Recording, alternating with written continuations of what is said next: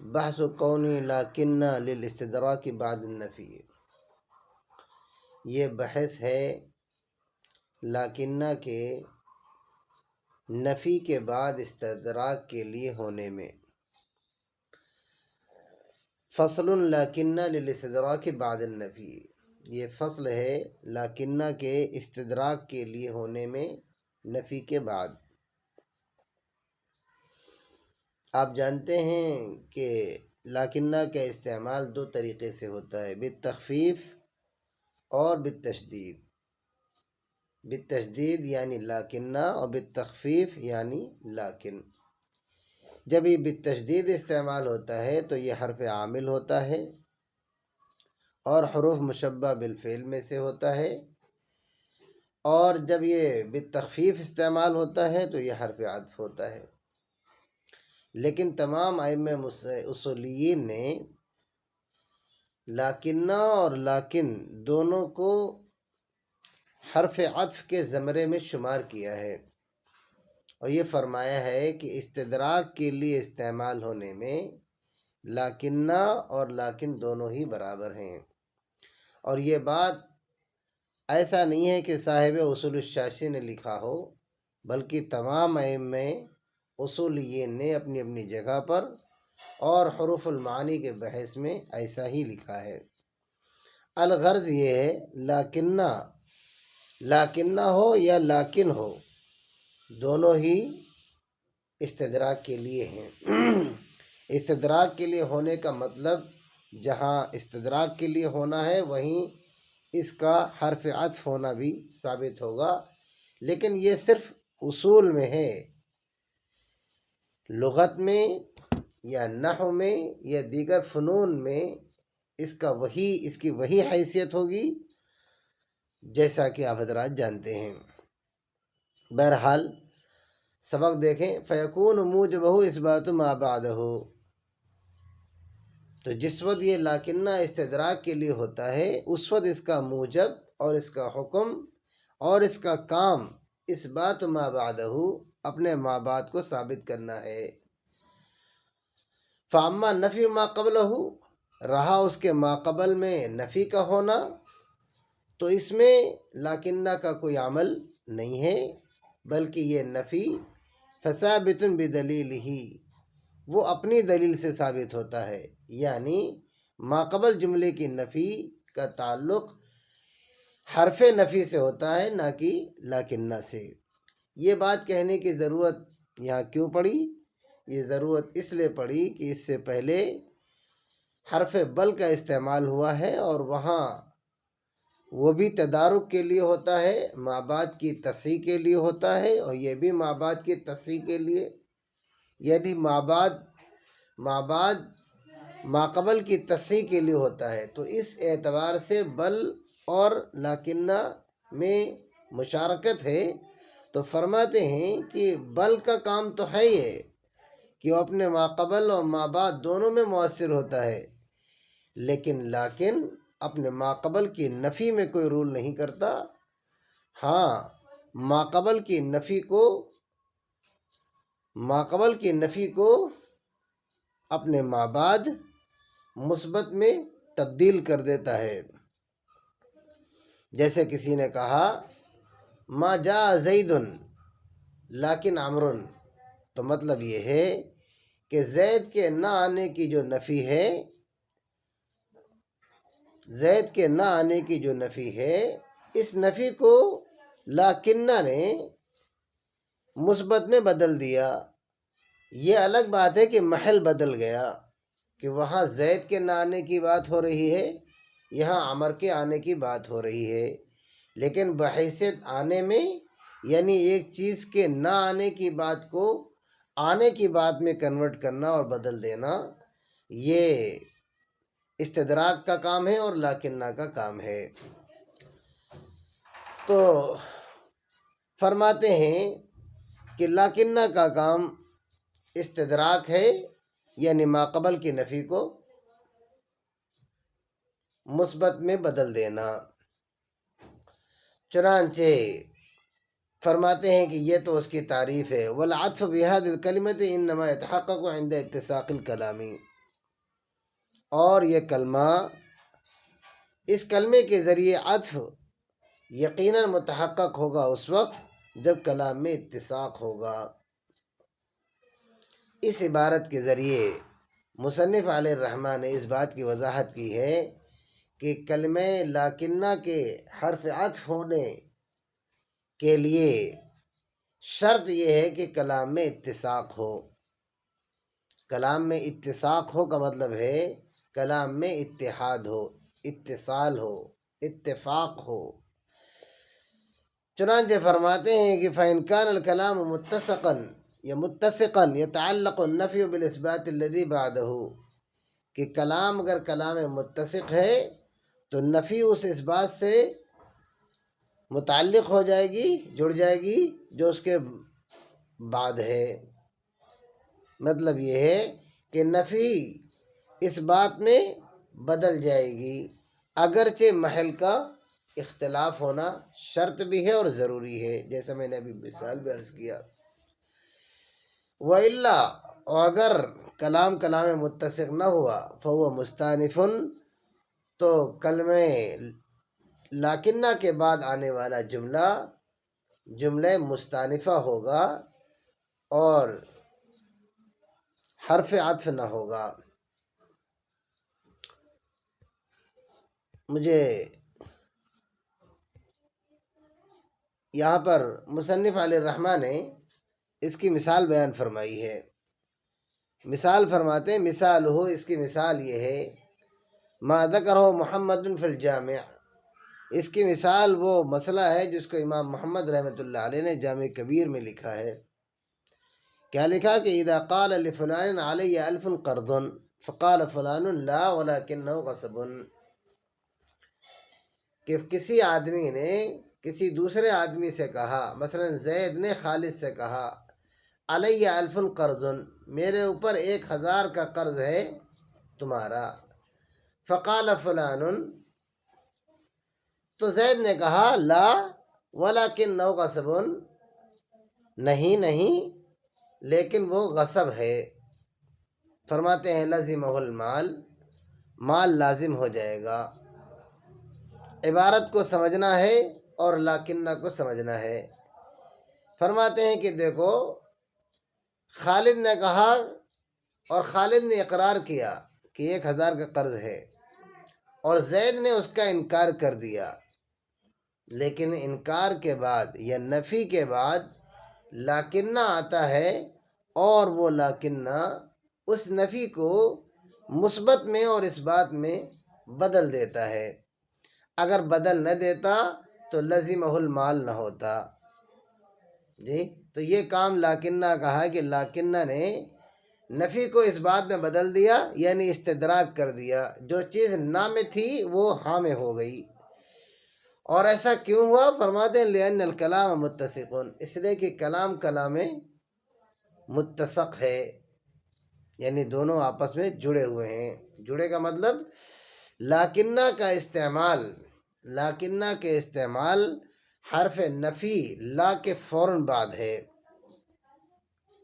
اس لیے فرماتے ہیں فظہر ان النفی کان فی السبب، اس سے یہ بات معلوم ہوئی کہ جو نفی تھی وہ سبب میں تھی، دون نفس المال، نہ کہ خود مال میں۔ اگر مال کی ہی نفی ہو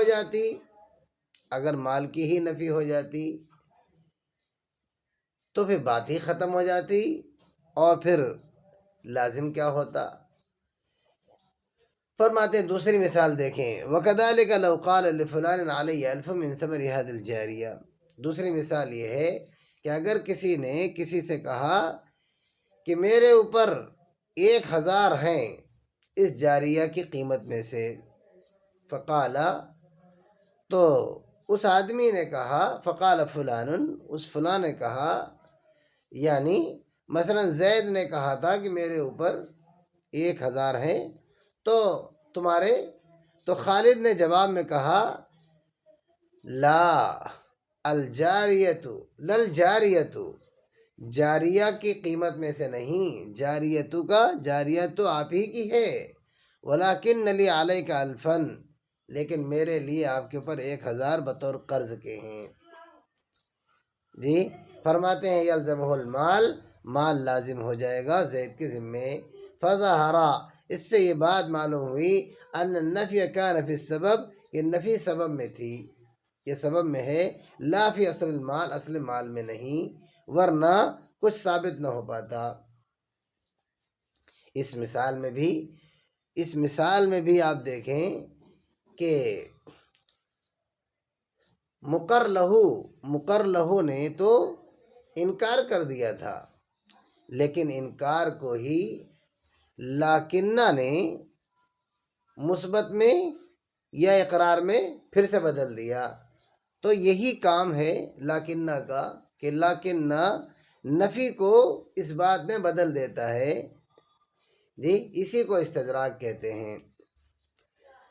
تیسری مثال دیکھیں، ولو کان فی یدہ عبد، فرماتے ہیں کہ اگر کسی کے ہاتھ میں یا کسی کے پاس کوئی غلام ہے، مثلا شاہد کے پاس غلام ہے، فقالا، تو شاہد نے کہا، ھذا لفلان، یہ غلام فلاں کا ہے یعنی زید کا ہے۔ فقال فلان، تو فلاں نے کہا یعنی زید نے کہا، ما کان لی قط، میرا تو نہیں ہے، ولکنہ لفلان آخر، لیکن یہ فلاں یہ دوسرے کا ہے یعنی خالد کا ہے۔ تو شاہد اقرار کرنے والا ہے اور زید انکار کرنے والا ہے، لیکن زید ہی خالد کے لیے اقرار کرنے والا بھی ہے۔ فرماتے ہیں فَإِنْ وَصَلَ الْكَلَامُ كَانَ الْعَبْدُ لِلْمُقَرِّ لَهُ ثَانِي، کہ اگر کلام میں وصل ہوا جیسا کہ دکھ رہا ہے تو غلام مقر لہ ثانی یعنی خالد کا ہو جائے گا، لأن النفی يتعلق بالاثبات، اس لیے کہ نفی متعلق ہو جائے گی اس بات سے۔ کیا مطلب؟ زید کا انکار کرنا کہ میرا نہیں ہے، اس انکار کو لاکنہ اپنے ماں باپ کے لیے یعنی خالد کے لیے اس بات میں کنورٹ کر دے گا، بدل دے گا، اسی کو استدراک کہتے ہیں۔ اور فرماتے ہیں وَإِنْفَصَلَ كَانَ، اور یہ چیز اس لیے ہوئی ہے کہ زید نے اپنے انکار کے فوراً بعد بغیر کسی توقف اور سکوت کی لاکنہ لفلان کہا ہے، یعنی اس بات کو نفی کے ساتھ وصل کے ساتھ کیا ہے، یعنی جوڑ کے کہا ہے، بیچ میں کوئی سکوت نہیں کیا۔ اگر وقف کر لیتا، سکوت کر لیتا، تھوڑا ٹھہر جاتا تو بات یہ نہ ہوتی۔ فرماتے اسی کے شرح فرماتے مصنف علیہ الرحمہ، وَإِنْفَصَلَ، اگر زید فصل کر دیتا یعنی ٹھہر جاتا انکار کر کے، کان العبد للمقر اول، تو یہ غلام مقر اول کا ہو جاتا یعنی شاہد کے لیے ہی رہ جاتا۔ فیکون القول المقر لہ مردا للاقرار، چنانچہ مقر لہ زید کا قول اقرار کو رد کرنے کے لیے ہوتا، کیونکہ خالد کا تو ہونے سے رہا کیونکہ وہ وقفے کے بعد استعمال کیا ہے، اور زید کا اس لیے نہ ہوگا کہ اس نے انکار کر دیا تھا، اور جب ان دونوں کا نہ ہوا جی تو پھر شاہد کا ہی ہو جائے گا یعنی اقرار کرنے والے کا ہی ہو جائے گا۔ یہ تین مثالیں ایسی مثالیں تھیں جن میں لاکنہ بطور حرف کے یعنی بطور عطف کے استعمال ہوا ہے، یعنی اس میں شرطیں پائی گئی ہیں۔ آپ کے شاید ذہن میں یہ بات رہنی چاہیے کہ لاکنہ کے حرف عطف ہونے کے لیے دو شرطیں ہیں، وہ بات شروع ہی میں بیان ہوئی، میں نے وہاں پہ اس کی وضاحت نہ کی تھی۔ دو شرطیں یہ تھیں کہ نفی اور اس بات میں محل کا فرق ہونا چاہیے، یعنی ایک طرف اگر زید ہے تو دوسری طرف عمر ہو، دونوں طرف ہی زید نہ ہو۔ اگر دونوں طرف زید ہوا، مثال دینے کے لیے عرض کر رہا ہوں، اگر دونوں طرف ایک ہی محل ہوا کہ جیسے ما جاء زید لیکن جاء زید، تو وہاں بھی زید ہے اور یہاں بھی زید ہے، اگر محل میں فرق نہ ہوا تو پھر حرف عطف کے لیے نہ ہوگا۔ اور اسی طریقے سے بات میں اتحاد ہونا ضروری ہے، جو بات کہی جا رہی ہے ان دونوں میں اتحاد کا ہونا ضروری ہے۔ مثلا ایک آدمی یہ بات کہے کہ ما جاء زید لیکن عمر جاء، زید نہیں آیا لیکن عمر آیا، تو دیکھو دونوں میں آنے کی بات ہو رہی ہے، تو جو چیز نفی میں کہی جا رہی ہے آنے کے بارے میں، وہی چیز عمر کے بارے میں بھی کہی جا رہی ہے، تو دونوں باتوں میں یعنی جملے نفی میں اور جملے اس بات میں یہ یوں کہیں کہ لاکنہ کا ما قبل لاکنہ کے ما بعد میں جو بات کہی جا رہی ہے وہ بات دونوں میں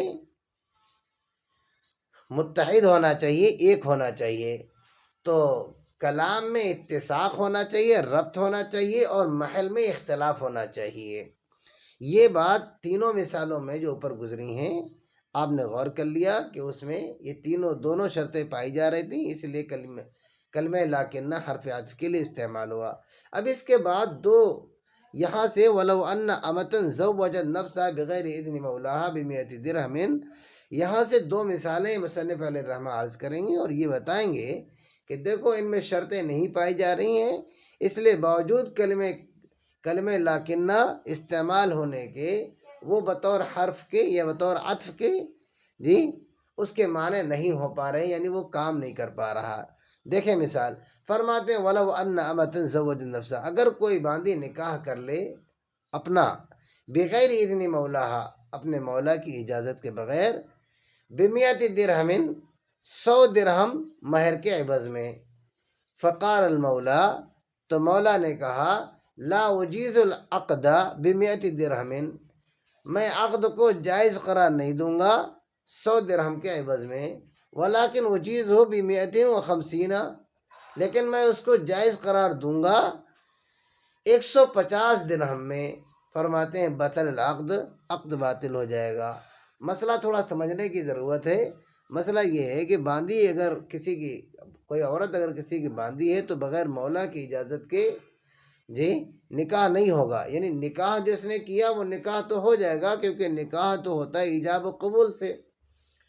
تو اگر عورت نے ایجاب کیا شوہر نے قبول کر لیا، عورت نے ایجاب کیا مرد نے قبول کر لیا، یا مرد نے ایجاب کیا عورت نے قبول کر لیا، نکاح تو ہو جائے گا، لیکن باندی ہونے کی وجہ سے مولا کی اجازت شرط ہے۔ تو مولا یہاں پہ جو لفظ استعمال کر رہا ہے وہ یہ کہہ رہا ہے کہ لا اجیزو جی ولیکن اجیزو، جی کہ لا اجیز العقد ولیکن اجیز العقد، تو فرماتے ہیں کہ یہاں پر محل نفی میں بھی عقد ہے، اور اس بات میں بھی یعنی لاکنہ کے بعد بھی اجیزہ میں جو ہو ضمیر ہے یہ بھی عقد ہے۔ تو اگر محل میں اختلاف نہیں ہوگا تو پھر لاکنہ حرف عطف کے لیے نہ ہوگا، چنانچہ بطل العقد، عقد باطل ہو جائے گا۔ کیوں ایسا ہوا ہے؟ کیونکہ یہاں پر محل میں اتحاد ہے، جبکہ محل میں اختلاف کا ہونا شرط ہے۔ بات سمجھ میں آ گئی ہوگی۔ فرماتے ہیں لأن الکلام غیر متسقین، فرماتے ہیں کلام میں اتساق نہیں ہے۔ فإن نفی الإجازتی و اثباتها بعینہا، کیونکہ اجازت کی نفی اور اجازت کا اثبات ایک ہی چیز ہے، ایک ہی چیز لا يتحقق ممکن نہیں ہے۔ فکان قولہ، تو گویا اس کی بات کا مطلب ہے لیکن اجیزہ اثباتہ بعد رد العقد، تو گویا اس کا یہ جملہ مستانفہ ہو جائے گا۔ جملہ مستانفہ کا مطلب فرماتے ہیں سنیے لیکن اجیزہ فکان قولہ، جملہ مستانفہ کیسے ہوگا؟ گویا اس کی بات کا مطلب ہے کہ میں اس کو جائز قرار دیتا ہوں، یعنی اس کو ثابت کرتا ہوں، لیکن یہ بات کب ہوئی؟ بعد رد العقد، عقد کے رد ہونے کے بعد۔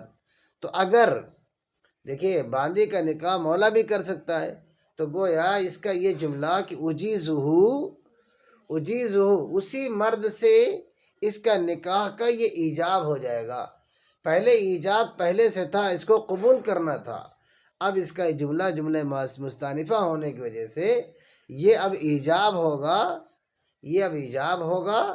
اور اب شوہر کے لیے جس سے اس کا نکاح ہوا تھا اس کا قبول کرنا شرط ہوگا، یعنی جملہ مستانفہ ہوا، اور جملہ مستانفہ ہونے کا مطلب ہے کہ پھر لاکنہ نے کام نہیں کیا۔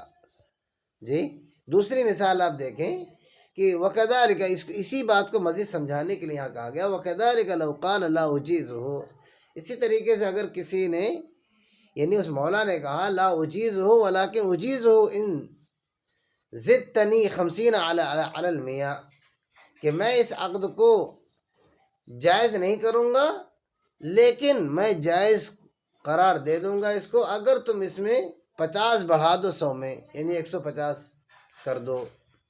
فرماتے ہیں یکون فسخا للنکاح، نکاح جو ہے فسخ ہو جائے گا۔ جی کیوں ہو جائے گا؟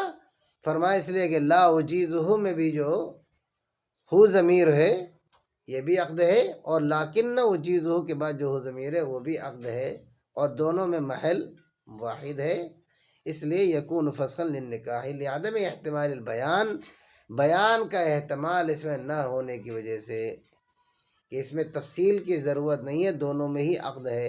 لأن من شرط ہی الاتساق، اس لیے کہ لاکنہ کی صحت کے لیے اور اس کے حرف عطف ہونے کی شرائط میں سے اتساق تھا کلام میں، ولا اتساقا، اور یہاں کوئی اتساق نہیں پایا گیا۔ تو پوری بات کا اور پورے سبق کا خلاصہ یہ ہے کہ لاکنہ تو نفی کو مثبت میں بدلنے کے لیے ہے، اور مگر اس کے لیے 2 شرطیں ہیں کہ نفی اور اس بات میں آپس میں ربط ہونا چاہیے، بات میں اتحاد ہونا چاہیے، اور محل میں اختلاف ہونا چاہیے۔ امید ہے کہ بات سمجھ گئے ہوں گے۔ السلام علیکم ورحمۃ اللہ وبرکاتہ۔